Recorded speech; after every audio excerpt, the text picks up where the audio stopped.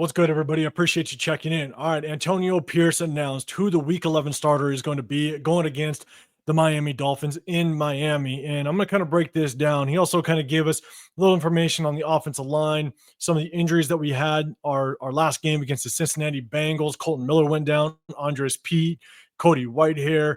We had a bunch of injuries to the offensive line, and we got a little bit of an update as to what that situation is. And then we also know who our offensive line coach is going to be now that James Craig, he was let go. So we got a couple updates leading into our Miami game. We're going to kind of break this down. But before we do, if you can, hit that like button, subscribe, turn those notifications. Next giveaway, 4,000 subscribers. Hit that subscribe button if you want to be included, and also hit that notification bell as well. And so Antonio Pierce came out and he said that Gardner Minshew is going to be the starter going up against the Miami Dolphins this weekend. And I'll tell you right now, I can't disagree with this move more. And I'll tell you why. And before I get into that part, when Antonio Pierce was asked who the week one starter was going to be, he instantly said Gardner Minshew. There was no hesitation. And to follow up that comment, he basically said, what do we have to lose at this point? And I'm sitting there going, when you say, what do we have to lose at this point? That just kind of tells me that you're saying, screw it. Why not? Why not just go with Gardner Minshew? Almost saying that you really don't have much confidence at all in Gardner Minshew. And if that is the case, I agree. Why would you? You're 2-7. And I believe the quarterback play, especially out of Gardner Minshew, has just been terrible. There's so many reasons why Gardner Minshew shouldn't be the starter. Number one, he's inaccurate. Right? He isn't as mobile as I thought he could have been. His pocket presence has been horrible. Now, mind you, our offensive line has not performed very well, so I understand. He feels like he's probably just a tackling dummy in the backfield, but his mobility just hasn't been there at all. But he also hasn't been able to really grasp any of the offense that Luke Getsy was installing, and so it's basically a start over for him, right? Scott Turner is now officially going to be the offensive coordinator. And so we're all starting from square one. But the thing is that Gardner Minshew, due to his inaccuracy, his inability to find the receiver, especially even when he's looking directly at the receiver, he just doesn't pull the trigger. He doesn't throw it. And I think that's partially due to the fact that he doesn't have that strong of an arm. He doesn't really have much trust in his ability to get the ball to the receiver, whether it be in tight spaces or if he has to throw kind of in an awkward position or maybe not in a balanced position where he can kind of get his feet set, his shoulders in the right position. He just doesn't pull the trigger. I think, in my opinion, what's tough is when you make this decision to go with Gardner Minshew when he's been the sole quarterback that's led you to a 2-7 season. He leads the league. I mean, our turnover differential is horrible. I don't know what it exactly is, but I think going into the Cincinnati game, I think we were a -14.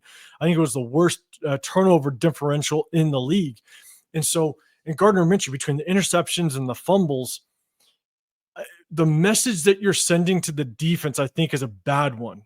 I mean, the defense needs to hang their hat on something. The defense needs to be able to go out there every single play and say, look, we're going to continue to fight because we trust in that person that's leading the offense.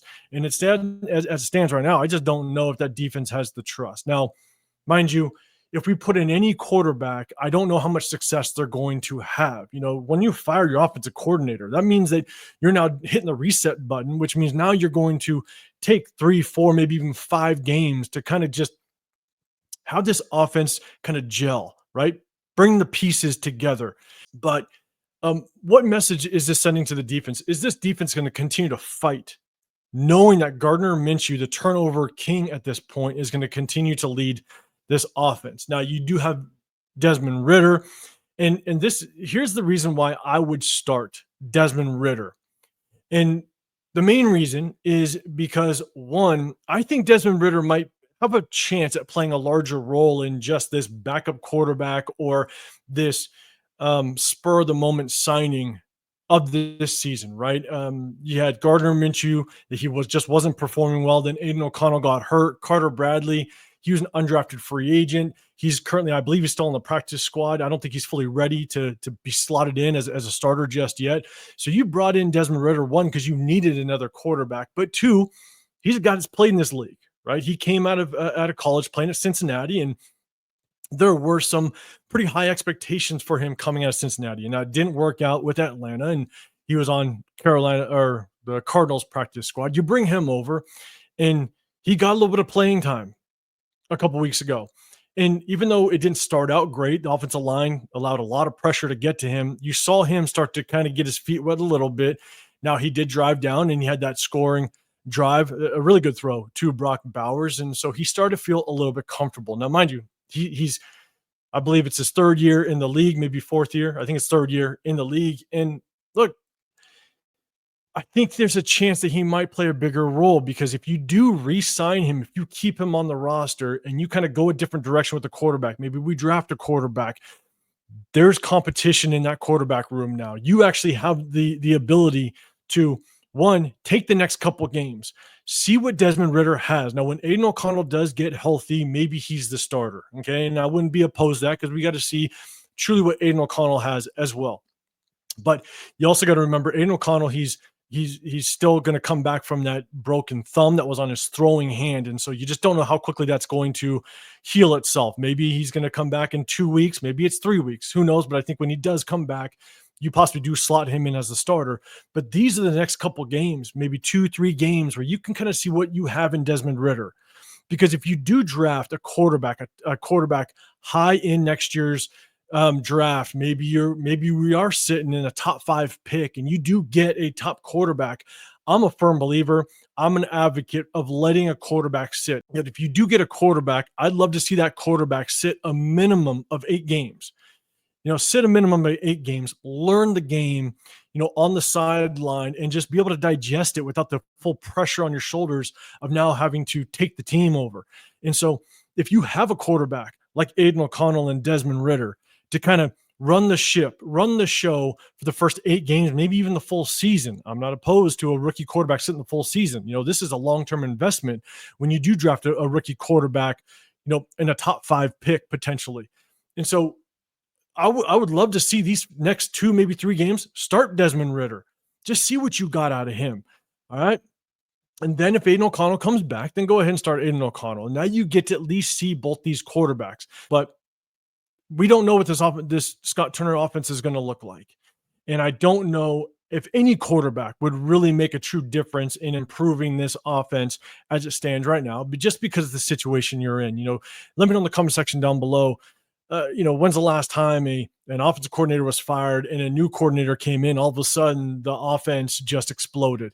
We might see an uptick in performance against Miami. Typically when you have a quarterback or you have a personnel, a coaching change, it will spark something. Look at what Jameis Winston did against the Ravens with the Cleveland Browns a few weeks ago. You just get a little bit of a spark. So we might see a spark against Miami, but then after that, you typically find yourself going flat because again, now teams kind of know, defenses kind of know what you're looking to do. And so, I don't expect much, but what I'd like to see is what can Desmond Ritter look like in our offense with our type of personnel, Jacoby Myers, Trey Tucker, Brock Bowers. Let's just see what he can do for the next 2, maybe 3 games. And then if Aiden O'Connell comes back, start Aiden O'Connell. We now need to start looking and planning for the future. We're 2-7. We only have 8 games left. I know a lot can still change, but the likelihood that we're going to go on this massive winning streak after firing our offensive coordinator is almost slim to none. We sit at the bottom of the AFC West. We've lost to all 3 divisional opponents. It's just the outlook isn't bright. Let's put it that way. And so the way that I see it is I want to see what Desmond Ritter can do, and I want to see what Aiden O'Connell can do moving forward. So that would be my preference. But as it stands right now, Gardner Minshew has the start. And unfortunately, if this defense finds itself feeling that emotion of struggling to try to get up in a game and fight, continue to fight, knowing that AP made the decision to start a quarterback that is going to continue to run us down, losses, losing games, defenses are going to continue to find themselves sitting on the football field over and over and over again, just looking at 3 and outs all day long. Does AP run the risk of losing this locker room, knowing that these defensive players just look at him and go, look, you just put us in this situation. And so let me know in the comment section down below if you agree with starting Gardner Minshew, or do you want to see somebody else under center from this point forward? So, in there's additional news that AP did announce at the presser, and one of them is Scott Turner is going to be the offensive coordinator, but two, Joe Philbin. He is now going to be the offensive line coach. So James Craig, he was relieved of his duties as well. So we released him. He's no longer on the squad. So Joe Philbin's going to take over. And look, Joe Philbin has um, quite a few years of offensive line experience. I believe he started out with the Indianapolis Colts. I believe he was the offensive line coach there, and then he was the offensive line coach with the Cowboys. As of recent, I think it was from 2020 to 2022, right before he came over to the Raiders. And so he's got experience with the offensive line. Let's see what he does. Let's see what he can do, and maybe get the best out of some of these offensive linemen. And now talking about the offensive line, and AP also said Colton Miller, he's going to be limited in practice. So let's hope that he does play. And then Andre James. Andre James is not practicing, at least as of Wednesday when I'm making this video. It might change, but he basically said Andre James is not going to be practicing. And so when it comes to Andre James, I hope Andre James doesn't see the field at all. I hope moving forward, again, we got to play for the future. We got to see kind of what some of these younger players can do for us. And I hope to see JPJ at center. I want to see Jordan Meredith continue at the guard position, and then also Dylan Parham at the guard position. I think that if we can continue to grow on that, we have a young core right there. Jordan Meredith is still young. I believe he's 26 years old. Dylan Parham is still young. JPJ, obviously, our stud rookie, second rounder. I think if this is the core that we can continue to move forward with, I am going to be I'm going to be excited. I'm excited to see it. And so that's kind of the breakdown of what AP said. All right. Gardner Minshew is the starter going into week 11. Let me know your thoughts on that in the comment section down below. And then hopefully we do see a Colton Miller, get healthy and play this weekend, and we can start to see this young offense interior line really start to thrive and see what our future looks like. So I appreciate you guys sticking with me. Again, hit that like button, subscribe, turn those notifications. Next giveaway, 4,000 subscribers. Hit that subscribe button if you want to be included in that. So I appreciate you. Have a great rest of your day, and I'll see you guys on the next one. I'm out.